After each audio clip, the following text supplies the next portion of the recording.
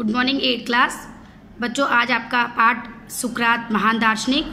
खोलिएगा page number 114, 114 page number खोलिएगा।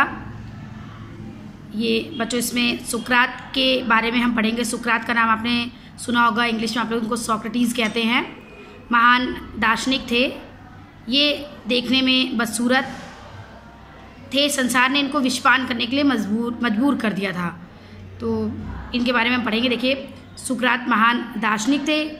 दार्शनिक बच्चों जो दर्शन शास्त्र के ज्ञाता होते हैं, और दर्शन जिसमें जगत, आत्मा, प्रकृति, समाज, व्यक्ति से संबंधित गूढ़ प्रश्नों का विवेचन होता है। तो कुछ ऐसे प्रश्न होते हैं जिनके हमको उत्तर नहीं मिल पाते हैं, तो वो दार्शनिक कहलाते हैं। जैसे फिलोसफर कहते हैं इंग्लिश में हम लोग। शारीरिक बदसूरती उनकी विद्वता तथा ज्ञान में बाधक नहीं बनी। से शरीर से देखने में वो सुंदर नहीं थे, लेकिन वो बदसूरती उनकी ज्ञान में बाधा नहीं डाल सकी। उन्होंने सत्य का मार्ग अपनाया, अपने प्राणों से भी इस कारण उनको हाथ धोना पड़ा। मैंने पहले आपको बताया कि इनको विषपान करने के लिए समाज ने मजबूर कर दिया था, लेकिन वे अपने सिद्धांतों से कभी भी नहीं झुके।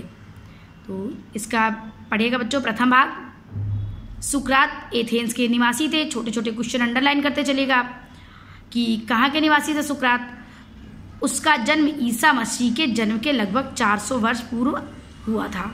बाल्यावस्था में वो कुरूप और ठिगने थे। ठिगना नाटे कद का, कम हाइट का। उसकी नाक चपटी, आंखें बाहर की ओर निकली हुई थी। उसके पिता निर्धन थे, वह पत्थर काटने का काम करते थे।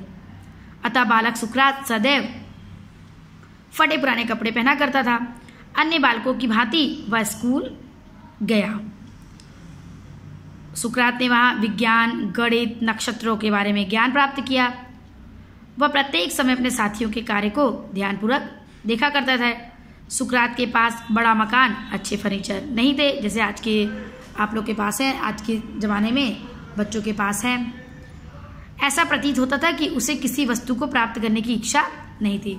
लेकिन बच्चों, हम लोग के मन में ये आकांक्षा होती है ना, ये इच्छा होती है, जिज्ञासा होती है कि किसी अच्छी चीज़ को देख करके उसको प्राप्त करने की इच्छा हो। लेकिन सुकरात के मन में कभी भी ये इच्छा नहीं हुई। किसी के दूसरे की धन दौलत को देखकर, मकान को देखकर, अच्छी चीज़ों को देखकर उनके मन में कभी भी ये इच्छा नहीं हुई कि वो चीज़ उनके पास भी हो। जैसे जैसे वो बड़े हुए, वैसे वैसे ही शारीरिक आराम और आनंद के विषय में कम ध्यान देने लगे। उनको शरीर से आराम और आनंद में रुचि कम रही। उन्होंने अपना सारा ध्यान उन बातों की ओर लगाया जो श्रेष्ठ थी, सम्मानित थी और न्यायपूर्ण थी। आजकल के बच्चों की तरह नहीं कि सुखपूर्ण जीवन व्यतीत करने के लिए सारे साधन जुटाने में लग गए हों। उन्होंने अपना ध्यान उन बातों में लगाया जो समाज में उच्च हों, सम्मान देने वाली हों और न्याय संगत हों। ये देखिए बच्चों, ये सुकरात की फ़ोटो भी बनी हुई है यहाँ पर। ये देखिए, ये सुकरात बने हुए हैं, बड़े उम्र के सुकरात।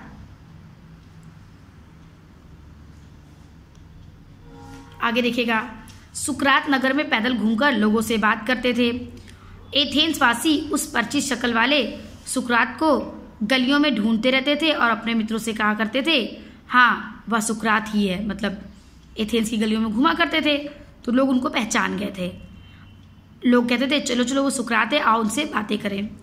कुछ समय के पश्चात सुकरात की प्रसिद्धि अध्यापक के रूप में हो गई।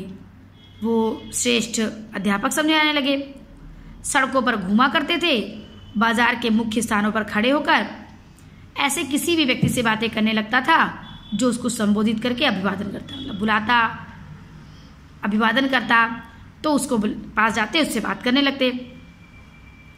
उससे बहस करने के बाद या उसके प्रश्नों का उत्तर देने के पश्चात उससे बात करने वाला व्यक्ति चकरा जाया करता। मतलब खुद तो बात शुरू करता था व्यक्ति, लेकिन जब सुकरात अपनी बातों में घुमाते थे तो सामने वाला व्यक्ति चक्कर खा जाता था। उनको सुकरात की बातें समझ में नहीं आती थी। पहले मैंने बोला बच्चों, दर्शन शास्त्र के ज्ञाता, जीव, जगत, ईश्वर, व्यक्ति, समाज से संबंधित गूढ़ रहस्यों के बारे में जो बात करे, तो हर किसी को तो ये बात समझ में आती नहीं है, तो हर कोई चक्कर खा जाता था। सुकरात एथेंस राज्य को आदर्श राज्य बनाना चाहता था। उसने अपने शिष्यों तथा अनुयायियों सुकरात की बातों को मानने वाले प्रत्येक व्यक्ति को बताया कि यह उसी समय संभव है जब प्रत्येक नागरिक अपने मस्तिष्क को शुद्ध और श्रेष्ठ बातों को देखने के लिए शिक्षित करे। यानी सुकरात का सपना था एथेंस को आदर्श राज्य बनाना। तो कहते थे कि आदर्श राज्य तब बनेगा जब राज्य का प्रत्येक नागरिक अपने दिमाग को शुद्ध रखेगा, अपने विचारों में नकारात्मकता नहीं लाएगा, कुछ गलत नहीं सोचेगा और अपना ध्यान अच्छी बातों की ओर लगाएगा और हर व्यक्ति शिक्षित होगा। तब हम अपने राज्य को आदर्श राज्य बना सकते हैं। उसका विश्वास था कि प्रश्न करते तथा वाद विवाद करने से उन्हें इस कार्य में मदद मिलेगी। मतलब वो एक दूसरे से प्रश्न करेंगे, वाद विवाद करेंगे, कुछ कहेंगे, अगला कुछ कहेगा, तो इससे लोगों के विचारों को जानने में सुविधा मिलेगी। इसलिए ही वह सदैव लोगों से बात करने के लिए खुली गलियों में घूमता रहता था। जब सुकरात वृद्ध हो गया तब उसकी प्रसिद्धि दूर दूर तक फैल गई। सुकरात बहुत विद्वान, बहुत बड़े ज्ञानी, आदर्श शिक्षक के रूप में प्रसिद्ध हो गए थे। उनकी ये प्रसिद्धि दूर दूर तक फैल गई थी। बहुत से अमीर व्यक्तियों के दरवाजे उसके लिए खुले रहते थे, क्योंकि लोग उसे अपना अतिथि बनाने में स्वयं को गौरवशाली समझते थे। बड़े बड़े लोग अपने घर में उनको निमंत्रण देते थे, अतिथि बनाते थे। थोड़े समय में ही शिष्यों का एक विशेष गुट उसके चारों ओर इकट्ठा होने लगा और सुकरात जहाँ कहीं जाते उनके शिष्य उनके पीछे पीछे जाते थे। उनके शिष्यों में एक नवयुवक था जिसका नाम प्लेटो था। बच्चों, प्लेटो का नाम भी आपने सुना होगा। वो भी सुकरात का शिष्य था, वो भी महान दार्शनिक था।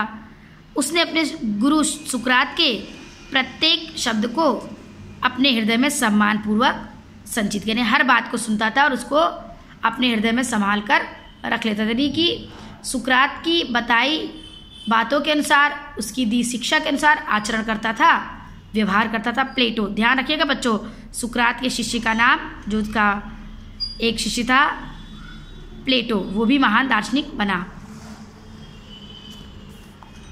और कुछ वर्षों में ही सुकरात के समान प्रसिद्ध अध्यापक हो गया। देखिए, इसका पहला भाग खत्म हो गया, दूसरा भाग शुरू। बोलते हैं कि बच्चों, हर चीज के दो पक्ष होते हैं। एक तरफ तो सुकरात को पसंद करने वाले बहुत थे, तो दूसरी तरफ कुछ लोग ऐसे भी थे जिनको सुकरात की बातें पसंद नहीं आती थी, अच्छी नहीं लगती थी। जहाँ सुकरात से बहुत से व्यक्ति प्रेम करते थे, उनके ज्ञान की प्रशंसा करते थे, प्रशंसक थे उनके कई, वहीं कुछ लोगों को सुकरात की बातें पसंद नहीं थी।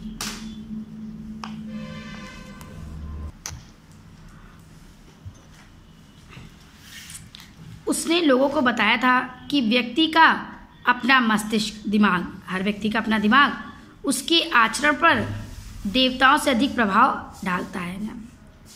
देवी देवताओं से ज़्यादा असर व्यक्ति का मस्तिष्क उसके आचरण पर डालता है। कुछ लोगों को सुकरात की सीख नवीन तथा धृष्टतापूर्ण लगी। मतलब उन्हें लगा कि ये देवताओं की उपेक्षा कर रहे हैं, सुकरात देवी देवताओं को नकार रहे हैं। दिमाग की बात की कि कहा कि मनुष्य का दिमाग उसके आचरण पर प्रभाव डालता है, ना कि देवी देवता। अब ये बातें तो धृष्टतापूर्ण लगी कुछ लोगों को जो ईश्वर विश्वास करते हैं। सुकरात ने कहा था कि एथीन नामक देवी तथा अन्य देवताओं के सामने बलि चढ़ाने से भी अधिक अच्छे और कार्य हैं, और बहुत से आदमियों का विचार था कि वह देश के नवयुवकों को पथभ्रष्ट कर रहा है। मतलब उस समय बलि प्रथा रही होगी, तो एथेंस में एथीन नामक देवी के सामने लोग बलि चढ़ाते थे। सुकरात ने इसका भी विरोध किया। ध्यान रखिएगा, सुकरात ने पहले कहा कि देवताओं से ज़्यादा प्रभाव हमारा दिमाग हमारे आचरण पर डालता है। दूसरी चीज़ उसने कहा कि एथीन देवी के आगे बलि चढ़ाने से भी ज़्यादा महत्वपूर्ण अच्छे कार्य और भी हो सकते हैं। इस कारण उस समय के लोगों को लगा, उस समय जो एथेंस की जनता थी उनको लगा कि काफ़ी लोगों को लगा कि सुकरात नवयुवकों को पथभ्रष्ट कर रहे हैं, मार्ग से भ्रष्ट कर रहे हैं, मतलब जो चला आ रहा है परंपरागत रूप से उससे अलग हटा रहे हैं। वह उन सब बातों पर प्रश्न करता था जिन्हें मानना उनको सिखाया गया था, और वह इस प्रकार देश के नवयुवकों के मस्तिष्क में संदेह उत्पन्न कर रहा है। लोगों को ऐसा मानना था,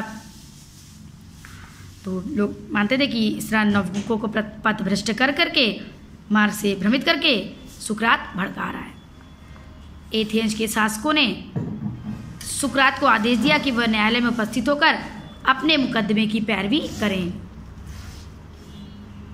उनके मित्रों ने सलाह दी कि जब तक शासकों में उसके प्रति असंतोष समाप्त ना हो जाए तब तक वह या तो एथेंस के बाहर कहीं चला जाए या छिप जाए, किंतु सुकरात कायर ना था। मतलब जो उनके प्रशंसक थे, सुकरात को जो मानने वाले थे, वो जानते थे कि अगर ये एथेंस के लोगों की एक चाल है उनको लोगों की नज़रों से गिराना, तो लोगों ने उनको सलाह दी, जो प्रशंसक थे उन्होंने सलाह दी कि शासकों में उनके प्रति असंतोष जागृत हो रहा है तो तब तक के लिए वो कहीं बाहर चले जाएं या कहीं छिप जाएं। लेकिन सुकरात कायर थे नहीं, वह जानते थे कि उन्होंने कोई गलत कार्य नहीं किया, तो लोगों को सही सलाह दे रहे हैं, किसी कोई गलत कार्य तो कर नहीं रहे हैं। और उसने लोगों को उसी बात की शिक्षा दी जिसे वह उचित, सत्य और सामान्य समझता था। अतः वह न्यायालय को चल दिया। उसने कपड़े और जूते धूल से भरे हुए थे, गंदे, किंतु प्रत्येक व्यक्ति जानता था कि इन फटे पुराने गंदे कपड़ों में एक श्रेष्ठ हृदय धड़क रहा है। बाहरी व्यक्तित्व जो उनका बहुत आकर्षक नहीं था, बाहर से उनकी जो वेशभूषा थी बहुत अच्छी नहीं थी, लेकिन उनके प्रशंसक जानते थे कि अंदर से वो व्यक्ति श्रेष्ठ है। उसने न्यायालय में सुकरात ने शक्तिशाली गौरवपूर्ण भाषण दिया। उसने एथेंस के रहने वालों से कहा कि उसके जीवन के अंतिम, पेज नंबर 116, कुछ वर्ष लेकर उन्हें कोई लाभ नहीं होगा, किंतु वह उन बातों के लिए जिनको वह उचित मानता है प्रसन्नतापूर्वक कई बार मरने के लिए तैयार है। न्यायाधीशों ने उसकी बात सुनी, उससे प्रश्न पूछे और अंत में उसको मृत्युदंड की सजा दे दी। न्यायालय के निर्णय पर सुकरात ने कोई आपत्ति नहीं की, मतलब कोई विरोध नहीं प्रकट किया, ऐतराज नहीं किया। न्यायालय की निर्णय को सहर्ष स्वीकार किया। न्यायालय के भीड़ भरे कमरे में चारों ओर देखकर वह अपनी छड़ी पर झुक गया। प्लेटो और उनके अन्य शिष्य मुकदमे में हर समय उनके साथ थे। उसने उनसे कहा कोई भी बुराई किसी अच्छे व्यक्ति के साथ घटित नहीं हो सकती, कहे कि कोई भी बुरी घटना किसी अच्छे व्यक्ति के साथ घटित नहीं हो सकती। जो हो रहा है अच्छे के लिए हो रहा है, ना तो इस जीवन में और ना मृत्यु के बाद। मतलब किसी भी अच्छे व्यक्ति के साथ बुरा नहीं हो सकता है, ना इस जीवन में और ना मरने के बाद। अतः प्रसन्नतापूर्वक रहो। उसने अपने शिष्यों को ये संदेश दिया। उसने कहा मुझे जाना है, मेरे प्रस्थान का जाने का समय आ गया है। अब हम अपने अपने मार्ग पर जाते हैं। मुझे मरना है और तुम्हें जीवित रहना है। इतना बच्चों इसको रखिएगा, इसके बाद का हम आपको कल भेज देंगे।